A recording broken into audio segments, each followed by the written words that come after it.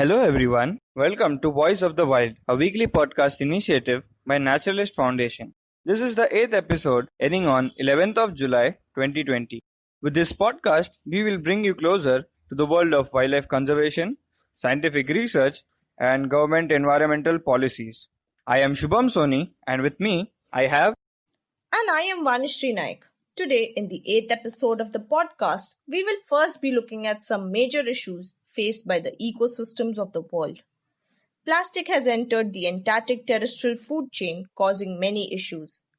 Talking about such issues in our own country, there have been many unnatural deaths of lions in the Gir National Park. Even though such problems keep happening day after day, humans are still not learning the consequences of our ill-planned developmental projects. Such kind of projects are still going on in places like the Goa Sanctuary. But it's not the same case everywhere. And there is still hope as Maharashtra has planned to declare Tillari forest area as a conservation reserve. Such decisions are very crucial in our country as we have been finding new species of animals with each passing day. Also, we'll be talking about some endangered animals like the Gharial that have seen a new ray of hope due to pollution clearance of the Yamuna river. We have some interesting topics today, so without further ado, let's get started. Plastic has entered the Antarctic terrestrial food chain. Scientists have found small bits of plastic in the guts of tiny, soil-dwelling organisms in the Antarctic. This raises our concerns that microplastic pollution has already got deeply rooted inside world's most remote land-based food systems. But what is microplastic? Microplastics are bits of plastic which are less than 5 mm. This can include extremely small plastic pieces included in household products and large plastic pieces that degrade into smaller fragments. Microplastics enter the diet of fish, birds, and our own food as well. And one reason for that is it's really very difficult to break down plastic in a very short period of time. And this will lead to a large-scale accumulation of plastic over a long period of time in the seas, and the fishes will continue to accumulate it inside themselves. There is a dire need to reduce the amount of plastic in the sea. Some of the extreme estimates even indicate that the amount of plastic in the sea will increase until there is more plastic than fish. A huge proportion of plastic inside our oceans is the so-called microplastic, which is often so small or maybe hidden that it can't be seen by the naked eye. Then there is sunlight, bacteria, wave motion, seasonal changes, and other processes which can change the properties of these microplastics. Collectively, these weathering processes slowly degrade the microplastics to smaller and smaller sizes and chemical fragments. Such kind of weathering also leads to the distribution of microplastics throughout, on the entire ocean surface, the depth, and the seafloor too, and with the possibility of entering seafood. Microplastics can get stuck in the gills, mouth, stomachs, and the digestive systems, making it really hard for fishes to breathe and eat. While the infiltration of microplastics throughout the oceans is well known, researchers said their finding provided the first evidence of contamination in Antarctic terrestrial food chain.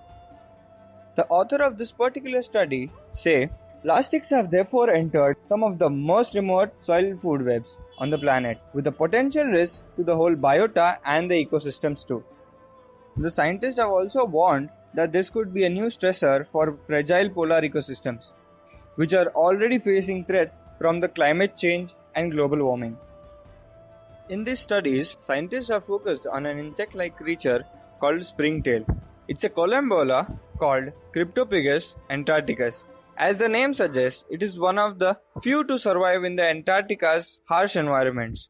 Indeed, it is dominant in places not covered by ice, and its main diet consists mainly of algae and lichen. The team of researchers, which was led by scientists from Italy's University of Siena, collected creatures from a chunk of polystyrene foam covered in green layer of microalgae, moss, and lichens on the King George Island in South Shetland Islands.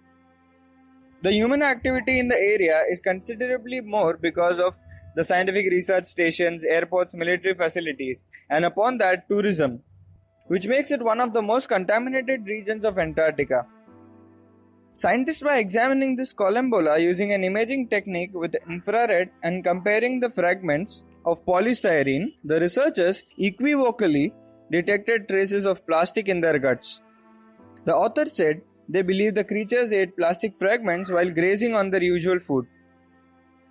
Given the key role of this collembola species, which is commonly called a springtail, in Antarctica's ecosystem, scientists also suspect that the microplastic pollution has reached even more remote polar regions.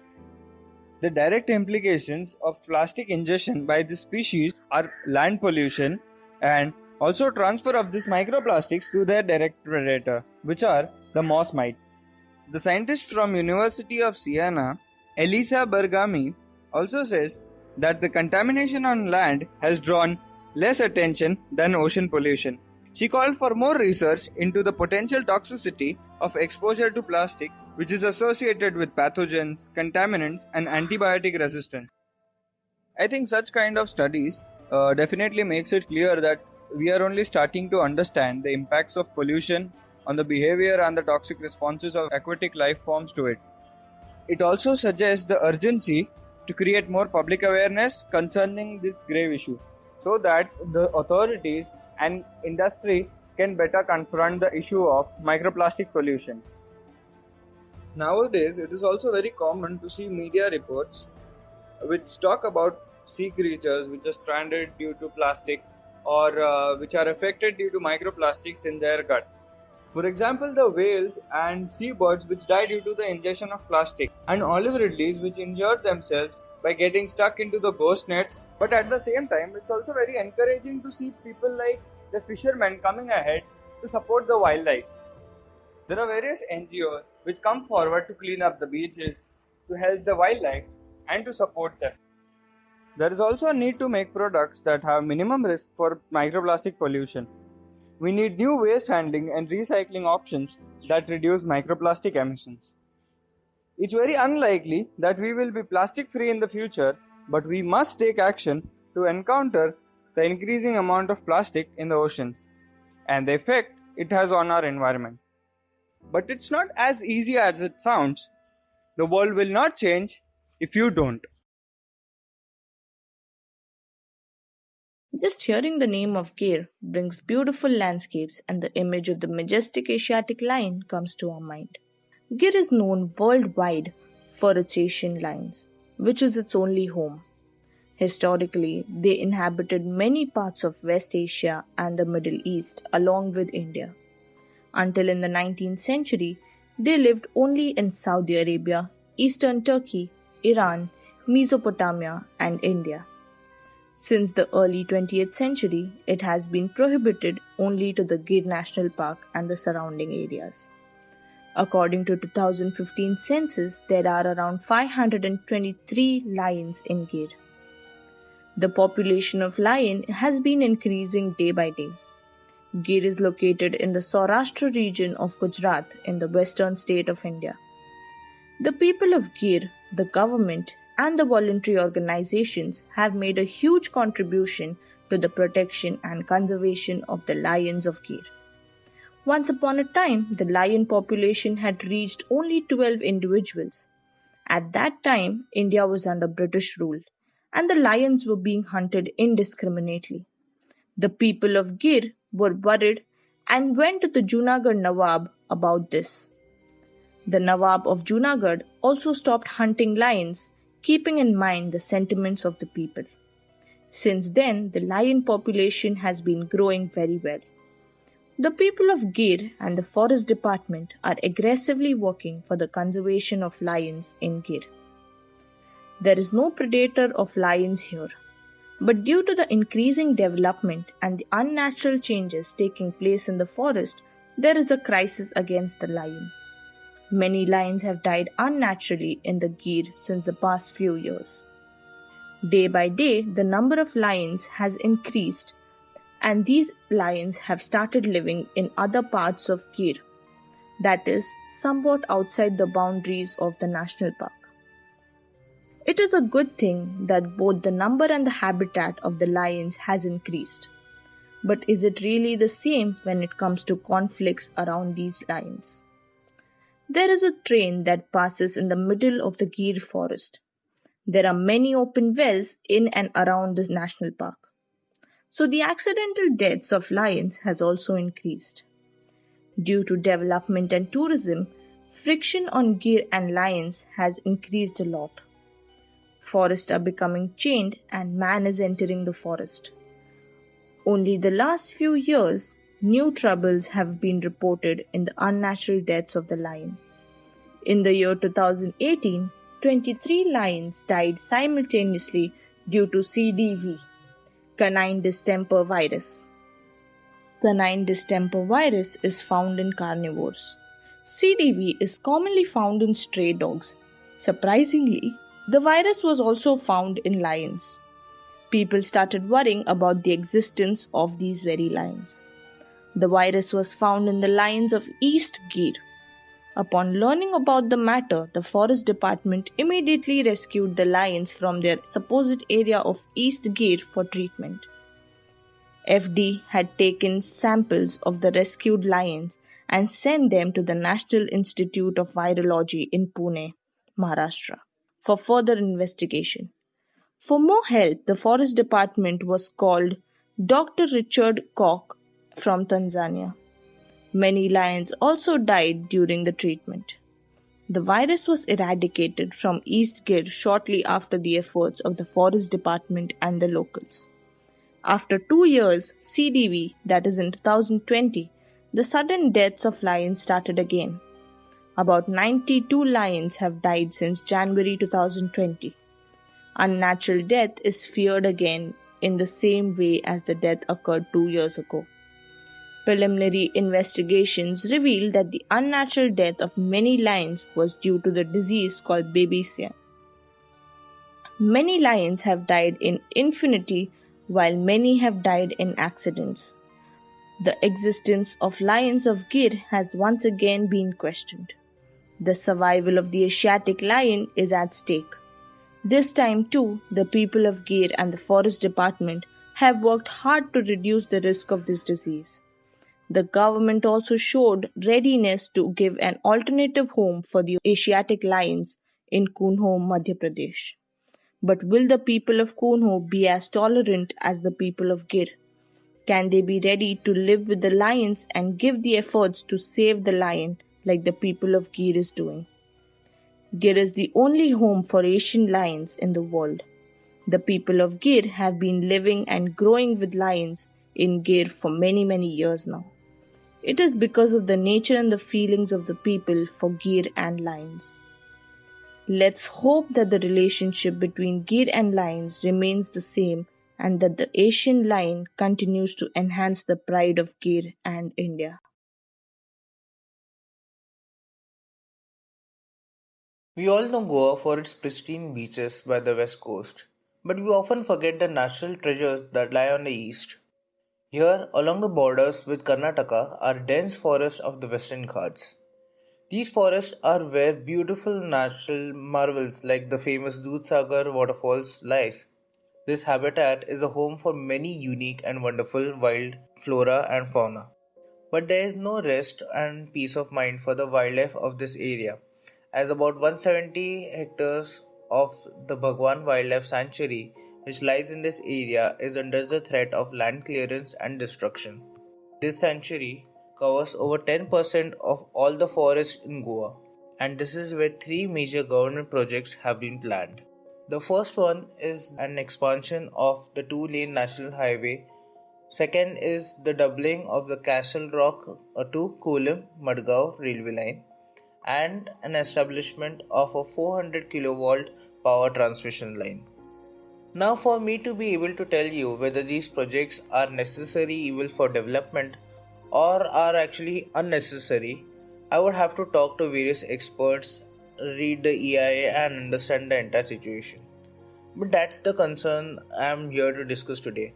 In the decision making process for the project, the science is being disregarded and the findings are being ignored. The meetings for these projects were conducted online by the National Board of Wildlife.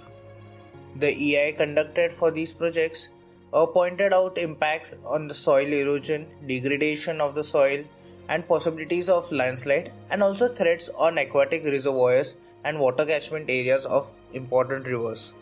But instead of taking these concerns seriously, most of the findings of the EIA were not even mentioned to the new members of the meeting.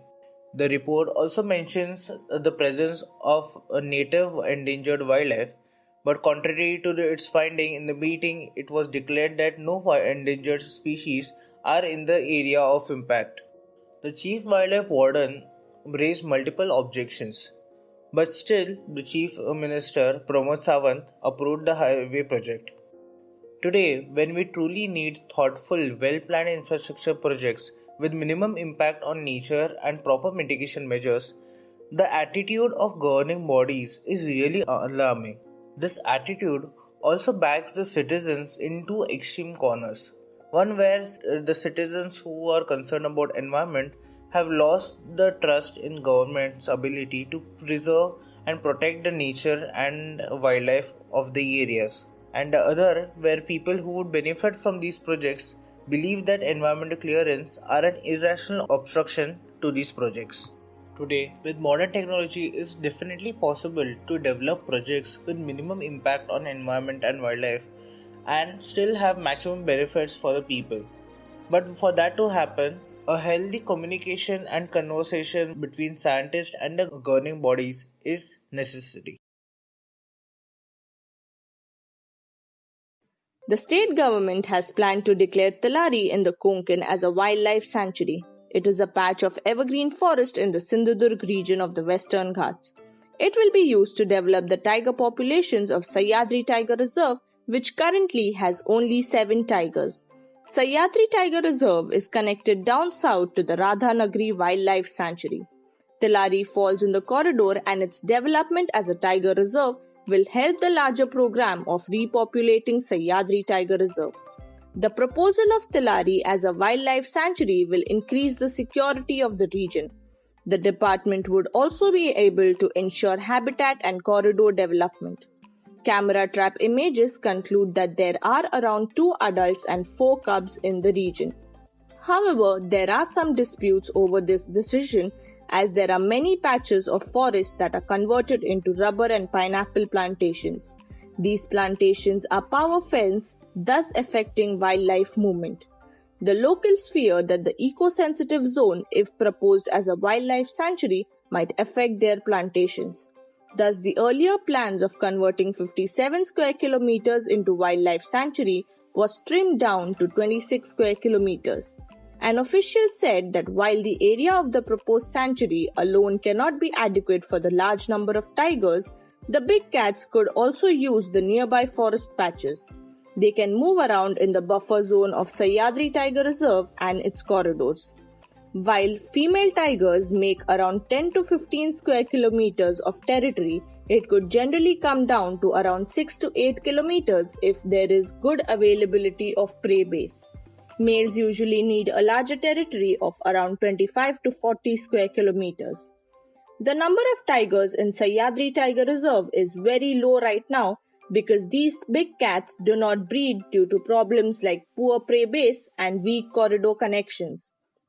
The authorities are planning on translocating a few tigers to the reserve, as translocation has helped the tiger populations in reserves like Panna and Sariska.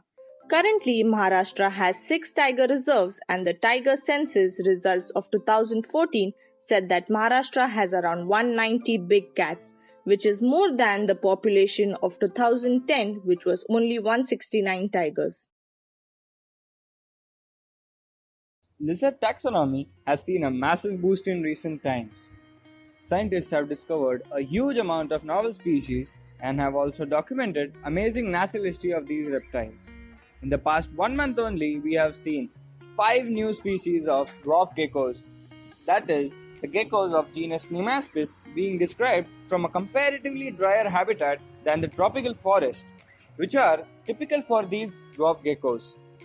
These new species from such dry and arid wastelands indicate that the riparian habitats are definitely more biodiverse than we had previously thought. Each of the new species have been named for different aspects of coloration, habitat, or geographic location. For example, The Nemaspis bangara, or the golden-banded dwarf gecko, is named for the yellow tail tip of the species and its type locality, which is less than 30 kilometers from India's largest gold mine, which is the Kolar goldfields. The Nemaspis graniticola, or the horseley dwarf gecko, is named after the granite boulders on which it lives. And the third one, which is Nemaspis yellagariensis, or the Yellagiri dwarf gecko, is named after its type locality, which is Yellagiri in Tamil Nadu. These three new geckos represent a completely new clade of rock-dwelling dwarf geckos called the Bangara clade. And this Bangara clade came into existence probably because this whole clade was isolated from other members of the genus for at least 15 million years. These three new species are only known from isolated montane type of localities, which are just 120 to 60 kilometers apart. The elevation is mostly more than 100 meters above sea level. These new species are known only from isolated mountain habits that are just 60 to 120 kilometers apart from each other. Generally, these geckos are found at an altitude of 1000 meters above sea level. The discovery of these new species also gives us insights into how different groups have coped with the climate change in the past, which can potentially also inform us about the effects of future changes. How has a group that is largely restricted to cool forest of Western Ghats managed to persist in the warm and exposed open rocky granite habitats of the Mysore Plateau? The answer lies in the large granite boulders. Studies have shown that these granite boulders buffer against the climate change by providing cool and stable microhabitat. With a half range of fluctuation and temperatures of up to 10 degrees cooler at a depth of just about 1.6 meters. It is a team of these young researchers of Ishan Agarwal, Tejas Thakre, Shaunak Pal, Akshay Khandekar who brought about this novel discovery. This team also further went on to describe one of the largest of the species in India, the magnificent dwarf gecko. It took a 6-year-long study to bring about this discovery from the rocky regions of Karnataka. Akshay Khandekar, who is the lead and corresponding author of this research, tells us that when they first saw this gecko in 2014 near Sakleshpur, they thought it could be a new species to science, but owing to the lack of comparative research material from the already identified geckos of this genus, they had to conduct more studies, and hence it took a long time before they could officially describe this gecko. Talking about dwarf geckos, these are one of the oldest Indian squamates, that is, the largest in the order of snakes and lizards, that originated around 50 million years ago from the Western Ghats. And such novel discoveries are very important for conservation of such biodiversity hotspots. So Western Ghats are not only rich for the biodiversity, but they are also very critical for the water which we need to protect. And this comes from the renowned Indian herpetologist Romulus Whittaker, who has been into conservation since a very long time now. The magnificent dwarf gecko, because of its huge size, is named as Nemaspis magnifica by this very group of 4 scientists. So the latest of this lot of dwarf geckos which are described lately is the Nemaspis avasabine, which is India's smallest geckonid with an average snout length of about 29 millimeters, or maybe just about 3 centimeters you can say. So Akshay Khandekar and Ishan Agarwal collaborated with one of the leading gecko experts of the world, that is Dr. Aaron Bauer, for the discovery of this lizard, which is first endemic from the Velikonda region of Eastern Ghats. Many new species are known from this type locality, which is a lowland riparian habitat with a less than 200 meter elevation above sea level. It's a dry evergreen forest with a base of about 1200 meter above sea level peak. This discovery also extends the range of genus in peninsular India by 130 to 150 kilometers to the northeast and suggests that the genus is likely to be more widely distributed than understood. Looking at the tremendous amount of diversity which is getting described lately, I am sure you all must have realized that how less do we know about these charismatic animals and how much is still unexplored. Ever since the lockdown was imposed due to the havoc-creating pandemic of COVID-19, we have been getting many calamitous news from all over the world. But there's always a glimmer of hope even in the baddest of the days. And here's a quite positive one which was circulated a few days back. It was about the Gharials returning back to the river Yamuna after nearly a decade amid the lockdown. So as we all know, River Yamuna is the second longest river with the size of 1,376 kilometers.